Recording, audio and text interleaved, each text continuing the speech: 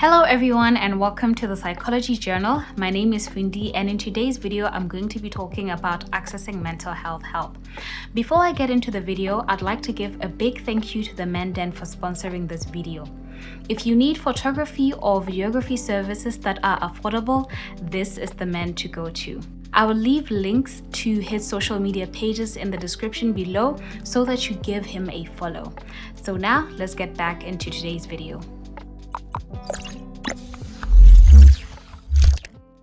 So the general information that applies to almost all mental health service providers is as follows. Number one, you can make your first appointment by either calling or by walking in and setting up an appointment. Number two is a bit of paperwork, payment information, as well as scheduling and availability information. In terms of the paperwork, you would be required to fill a consent form, which is basically an agreement between you and your service provider. So this will list the terms and conditions that will apply throughout the course of you receiving services from that particular facility. Number two would be the screening forms. These give an idea to the clinician as to what symptoms you may be suffering from, as well as the severity of these symptoms. This also gives us an idea of whether your case is an emergency case or not. The last thing would be what you need to mentally prepare yourself for therapy. And generally, it's normal for you to be experiencing any form of nervousness or emotional discomfort. And this is because you are literally opening up your deepest wounds to a total stranger. For many people, the first couple of sessions may be a bit uncomfortable, but just know that this is absolutely normal. Now I'll be getting into two service providers that offer their services for free. The first one that I'd like to talk about is the University of Botswana Psychology Clinic, and it is located at the University of Botswana in Gaborone. They offer a wide variety of services, including individual therapy, couples therapy, group therapy, as well as psychoeducation through various community projects. They do not take actively psychotic clients. They also do not take clients who are actively involved with substances.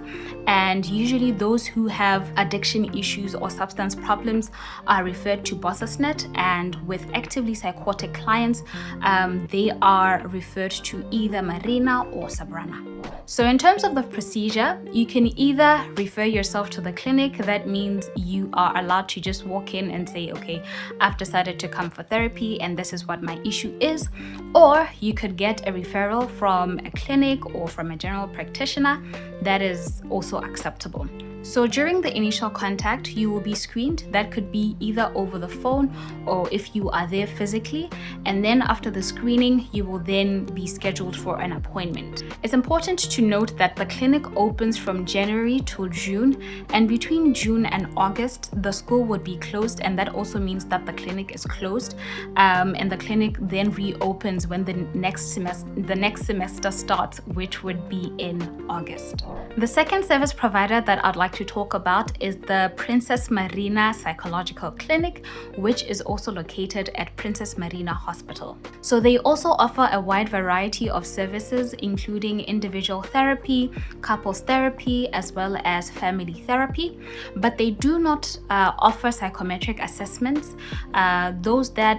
For everybody who needs psychoeducational assessments, they would refer such cases to CRC in Tlokeng. They also do not take actively psychotic clients, and they would refer those to their psychiatric ward in the hospital or refer them to Sabrina. So for you to access mental health services from them, you would need a referral from any department from the hospital or from any clinic. So this referral would highlight the need for psychological services. The other thing that you need to know is that they offer their services via booking only. So if you don't have a booking, you cannot receive their services. The only instance where they can provide services to you immediately if you walk in is if your case is an emergency case, and they're the ones that can decide whether your case is an emergency case through screening. If you're hospitalized, you can also request for their services from the ward that you're in, and they'll make sure to offer you their services before you are discharged. And then in terms of their scheduling, you can either be seen once a week or twice a week or even once a month, depending on the case that you're presenting with, as well as the availability of the therapist. In the next section, I'll be talking about private institutions that offer psychological services. There's quite a number of them, but I will only mention Psychbotsogo, Legato Center for Psychometric Assessment, otherwise known as Legato Psychology Clinic, as well as CBD Clinical Psychology. So all of these facilities offer a wide variety of services, including individual therapy, couples therapy, marriage therapy, family therapy, and they offer services to corporate businesses as well. They also offer a wide variety of assessments, and I know that with Legato Center for Psychometric Assessment, it is very well known for offering psychoeducational assessments as well as neuropsychological assessments.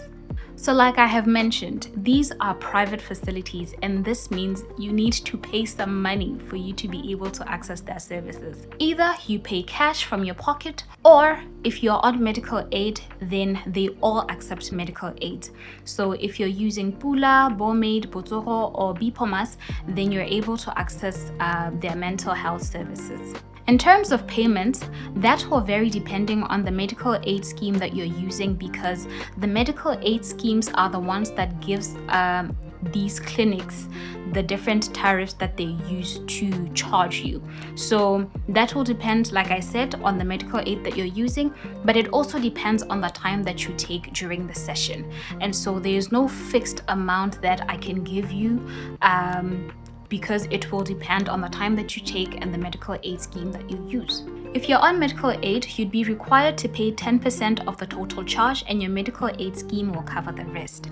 But for those who have been exempted from the 10%, that automatically means that your medical aid covers everything. Another important thing that you need to know is that you definitely need a referral from a specialist or from a general practitioner if you're on medical aid for you to be able to access these services.